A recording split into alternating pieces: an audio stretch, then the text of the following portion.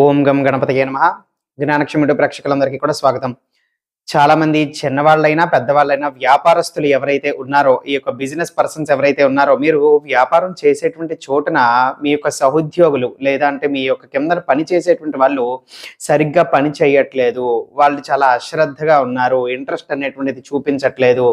అలాగే చాలామంది ఇంకా ఉద్యోగాలు మానేయటం, అంటే మంచి ఎంప్లాయీస్ మంచి వర్కర్స్ అనేటువంటి వాళ్ళు ఏమో ఉద్యోగం మానేయాలి అని అనుకోవటము, వెళ్ళిపోవటము, దాని తర్వాత మీరు ఇబ్బందులు పాలవ్వటము, అలాగే వాళ్ళ శ్రద్ధతోని చక్కగా వాళ్ళ వంతు యొక్క కృషి అనేటువంటిది పెట్టట్లేదు అనుకోండి. ఇటువంటి వాళ్ళు ఏం చేస్తారనంటే, ఏదైనా సరే ఒక శనివారం నాడు మీరు మీ యొక్క ఇంటి నుంచి ఆ యొక్క వ్యాపార స్థలము, ఆ యొక్క ఆఫీస్‌కి, ఆ యొక్క బిజినెస్‌కి వెళ్ళేటువంటి దారిలో ఎక్కడైనా సరే మీకు ఎప్పుడైనా మీ యొక్క దారిన ఒక ఇనప మేకు దొరికితే, ఆ యొక్క మేకు అనేటువంటిది జాగ్రత్తగా నెమ్మదిగా తీసేసుకొని ఆ యొక్క వ్యాపార స్థలానికి వెళ్ళండి. వెళ్ళిన దాని తర్వాత మీరు ముందుగా గంగా జలము చక్కగా కొనుక్కొని ఉంచుకోవాలి. ఏ రోజైనా సరే కొనిపెట్టి ఉంచుకోండి.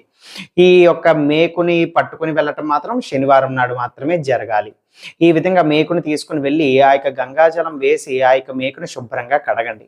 కడిగిన దాని తర్వాత మెయిన్‌గా ఆ యొక్క ఆఫీస్ రూమ్‌లోకి ఎంటర్ అయ్యిన దాని తర్వాత హాల్‌లో ఎక్కడైనా సరే శుభ్రంగా గోడకి కొట్టేయండి. దానికి మళ్ళీ ఏవైనా కూడా తగిలించుకోవటానుకునేటువంటి విధంగా ఉండకూడదు. ఏమీ కూడా ఇంకా తగిలించుకోవటానికి పనికి రాకూడదు. ఆ విధంగా గోడలోకి పూర్తిగా అతుక్కుపోయేలా కొట్టేసేయండి.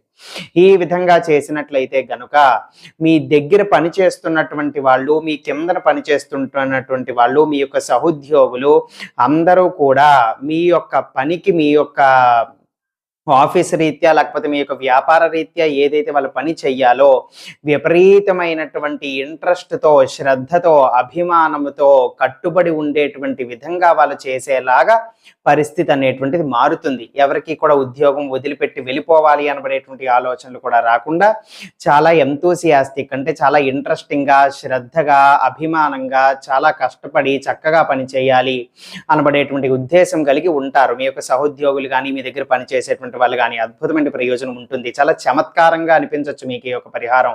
కానీ ఇది పని చేస్తుంది. చేసి చూడండి. సర్వే జనా సుఖినో భవంతు. శివార్పణమస్తు.